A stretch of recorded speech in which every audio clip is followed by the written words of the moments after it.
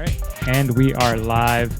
Welcome, Highfalutin Ski Bum Podcast, episode number 189. It is your pals, Mario and Brian. Mario, what's up? Not much. Getting ready for the big turkey day. A lot of stuff going on these days. Well, thank you everyone for listening. Check us out, skibumpodcast.com. Check out skibumpodcast.com/shop. Check us out on the socials, Instagram, Twitter, Facebook. We are at Ski Bum Podcast. Make sure you follow us. Make sure you follow us. We really appreciate that. And please subscribe and rate us on your favorite podcasting apps, iTunes, Stitcher, Spotify. What else is out there? iHeartRadio, YouTube, wherever you go. Want to give a thanks and a shout out to our sponsor, Quickie Wax, QUICKIEWAX. They're at quickywax.com. They are a Colorado Ski Bum owned and proud sponsor of the Highfalutin Ski Bum Podcast. So thank you, Quickie Wax. Let's go to ski news. All right. Well, I guess that wraps up the app rate today. We have another week of no gondola stories. We had the big one last week, but nothing this week. So we're going to roll right in to the ski news. And first up, Mikaela Shiffrin wins in Finland and becomes the greatest slalom racer in history. So she is 24 years old, and with this win, it is her 41st World Cup slalom victory, making her the most successful technical skier of all time. Wow. Absolutely amazing. She won by a margin of 1.78 seconds over Switzerland's Wendy Holdner. That's crazy. Cool. That's like if you were like 1.78 seconds in a ski race. Like usually everything is like 0.03 or 0.1. I mean, that's like sitting there, like she finished, waiting, next person. Oh, that's awesome. Yeah. So I knew somebody that was watching this while it was going on. They were texting me and they were like, oh, she's amazing. And then she won, and I had a conversation with them at the end. They said it was fascinating because I guess she got awarded the live reindeer. It's one of those races where they give you livestock, which I absolutely love. I think it's great that they get like a new pet or something like that. And she got this reindeer, and the announcers were even saying, like, you know, they asked her what she's going to name, and she's like, I wasn't planning on winning. You know, she's not that cocky. She's not a cocky person. So they were saying, like, she's not cocky. She didn't have a name picked out. She's like, I don't even know if it's a boy or girl. So I guess in this article, they do say she finally named it Ingmar after the Swedish ski racer Ingmar Stenmark, who held the record for the most World Cup slalom victories. So that's cool. It's pretty cool as a nod to them. But it's cute. It's adorable. They have a picture of it. But yeah, she posted it on Instagram too. Her with the reindeer. But now, what is she going to do with the reindeer? You know, I don't know. Like, I follow biking too, and Tour de France has certain stages where they'll give people cows and stuff. And I remember they were interviewing a biker, and he was like, he has a friend with a farm that he just gives the cows to. He's like, yeah, I won 2 of them already. Like, I just give them a cow. So, but during the race, like, there's different shit they get. So I think the World Cup is, maybe it's the same. I don't know what, but I'd love to see like a little chart of what you get in addition to the prize money. Like, you get chocolate, do you get like a reindeer? Like, because there's all sorts of wacky stuff. You know? Yeah, and is it the same every year? Or do they mix it up? Yeah. Well, I think this race is always a reindeer. It's always the reindeer? Yeah, because that's why she has 4 of them. Ah, so that makes sense. Yeah. And I don't know if they donate them. If they have a farm, they could put them out there. So it's pretty cool. Like, I don't know. What do I do with the reindeer? Do I have to take it home? Like, I wasn't planning to travel with a reindeer. Like, how do you get the reindeer through customs? I'm supposed to be in Killington next week. Like, what am I going to do? How am I going to get this reindeer home? Does the reindeer have to buy a ticket? Yeah. And I got to do them in, like, do you check the reindeer? I don't know how that works. Are you a little pissed off? Like, thanks, guys. Now I got to figure out how to get this reindeer home. This is my emotional support reindeer. It has to come on the flight with me. I can't travel without it. That's right. Would you have to get a private jet for you and the reindeer? I think Mikaela may be flying private jets already, right? She I would think so, right? could roll that bad boy right on there. Congratulations, Michaela. That is awesome. We were all hoping you would break the record at Killington this weekend, but you got to do what you got to do. Yeah, I mean, this is gonna be a good race too. That's starting. They're racing Saturday. Thursday, Friday, or Saturday's the official race. Yeah. well, Saturday's the official race. So Actually, you know what? I think Saturday might be the giant slalom and Sunday the slalom. ooh, nice.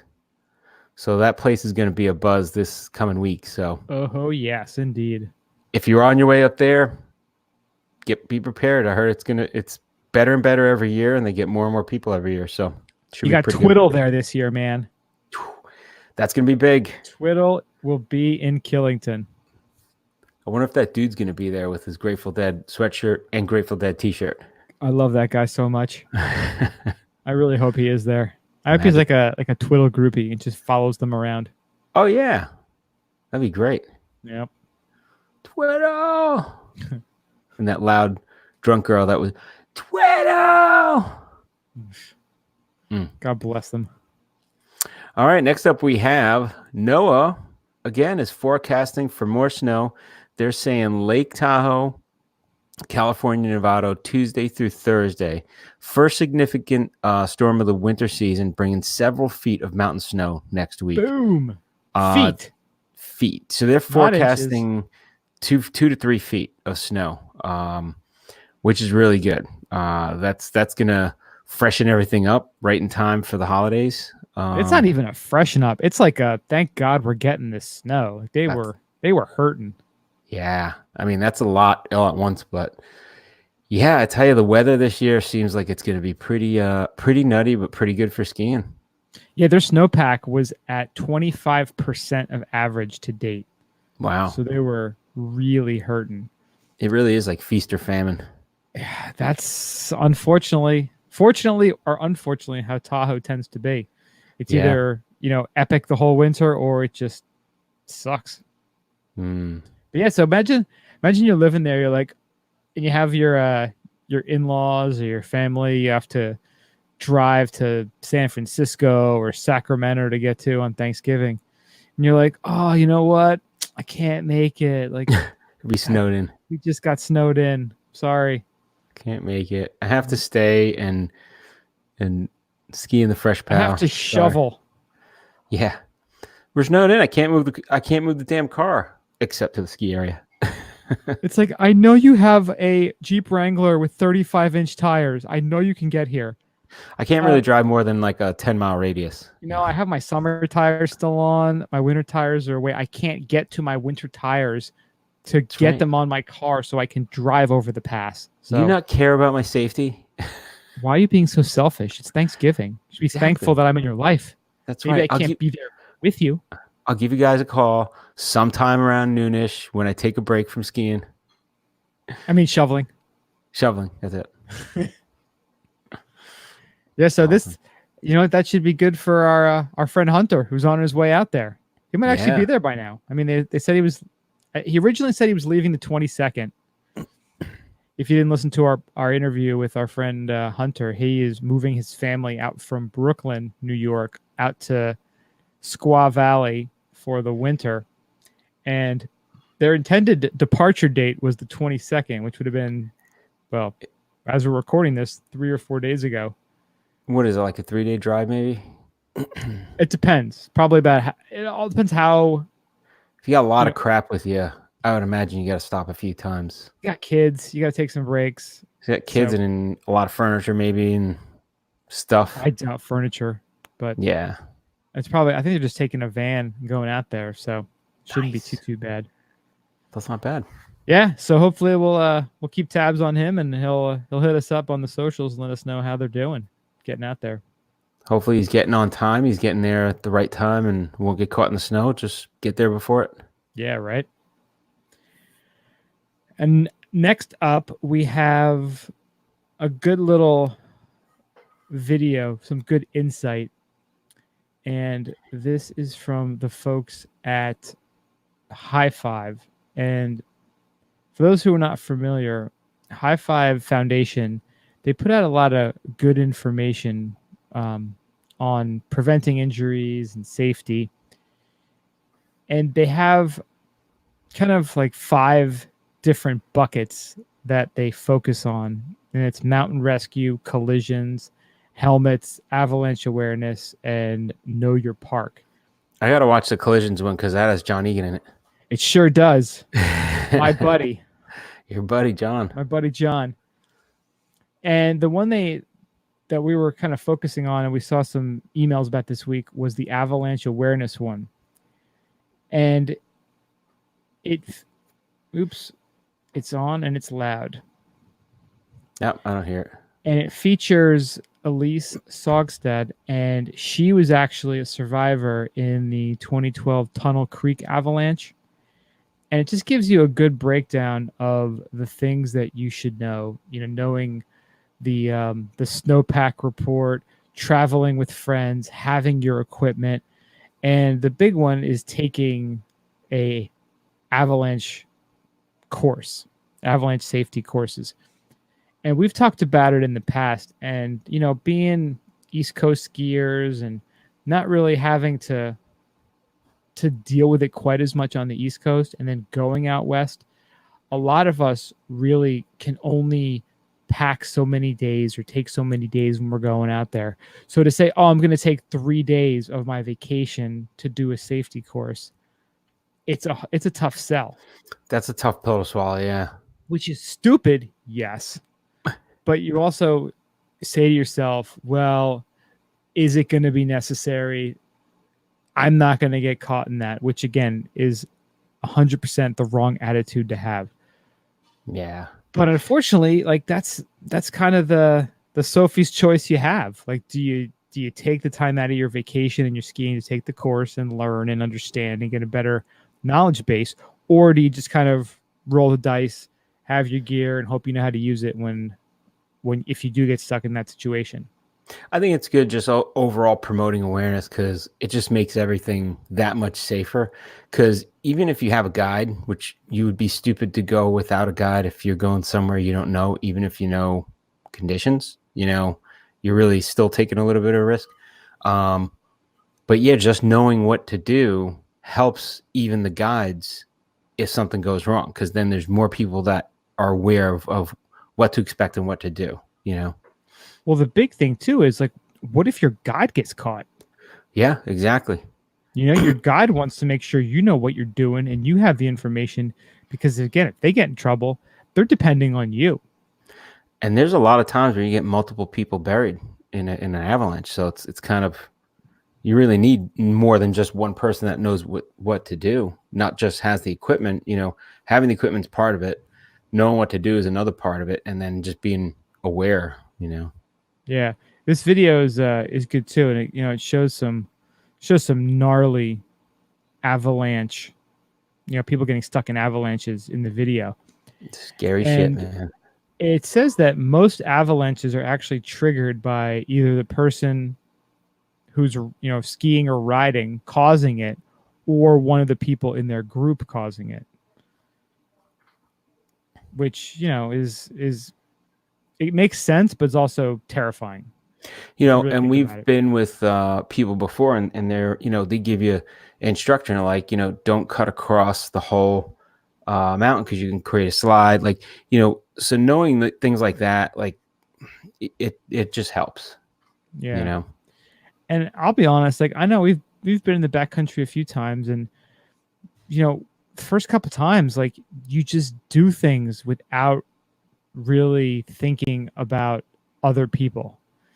Sometimes you get a little nervous or a little unsure, and you do something that's the best for you, not thinking what the ramifications could be. And all that is because of inexperience. Yeah. So, you look back and you're like, God, why did I do it? That was so stupid. And most of the time, you can look back and kind of just laugh at yourself for being ignorant. But some people don't have that luxury. They either caused a slide, someone got hurt or died.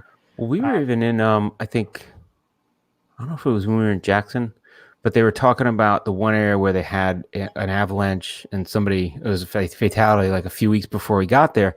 And they were saying, Tommy Moe was telling us that the way the shape of the hill, you'll ski down and stop and wait for your buddies and watch. But where you're watching is where it's going to slide right into you. And what happens is they start going after, and they wind up burying their friends. So they actually see their friends get buried, and they're like, there's nothing they can do because the slide happens below them. Oof, yeah. It doesn't even catch them. It's like, it's creepy as hell. It's brutal. Yeah. Yeah. But knowing that even, like make sure you're in a safe place to stop. Yeah, for sure.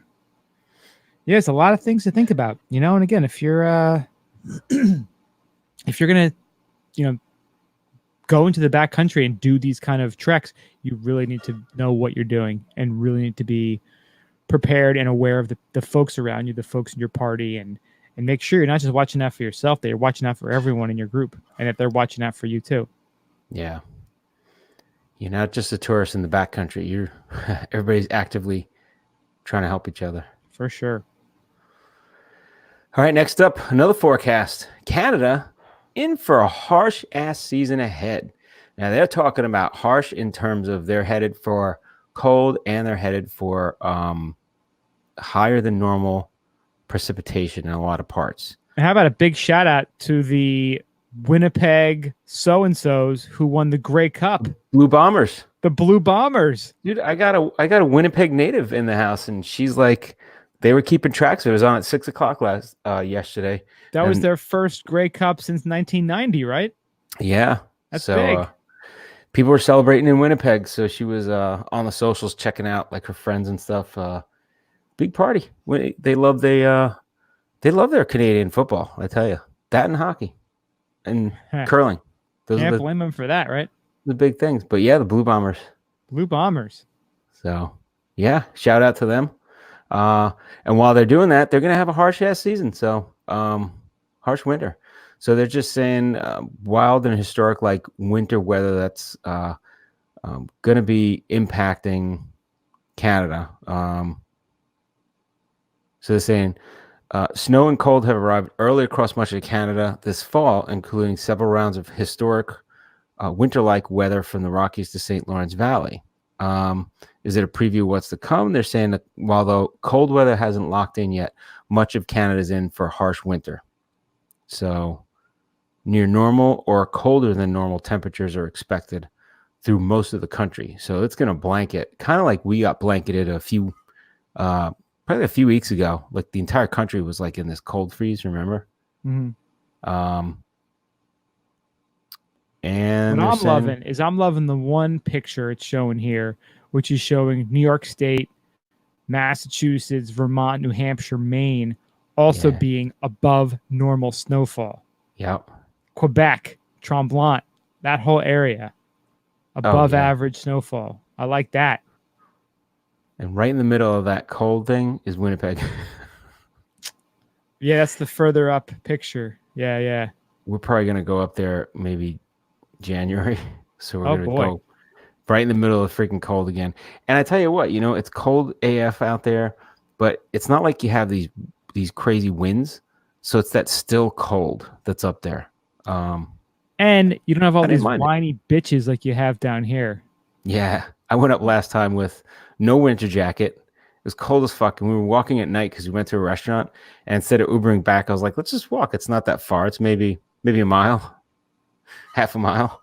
Fucking froze my balls off. It was pretty funny. So yeah, this is going to be winter wonderland, it looks like. It's looking pretty good. And as you can see in the one picture, they're showing that the Canadian Rockies, Powder Highway, is looking to be normal in some parts, but above normal in most parts. Yeah. Including Banff. Mm-hmm. Which, as we're rolling into our main topic, is a big chunk of our main topic story. Near and dear to his heart. Yes. Well, I guess that about wraps up the podcast for the week. Yeah.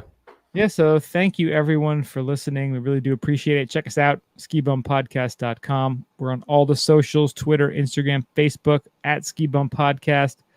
Send us an email, skibumpodcast@gmail.com. Check out the new swag on the website, skibumpodcast.com/shop. Find us on your favorite podcasting app. Rate us, subscribe, iTunes, Spotify, Stitcher. We're also on YouTube and iHeartRadio. And thank you again, everyone, for listening. We really do appreciate it. Have a wonderful Thanksgiving. Find us at the Warren Miller showings in the next couple of weeks. And we will see you guys next week. Stay high, stay fluting. See ya.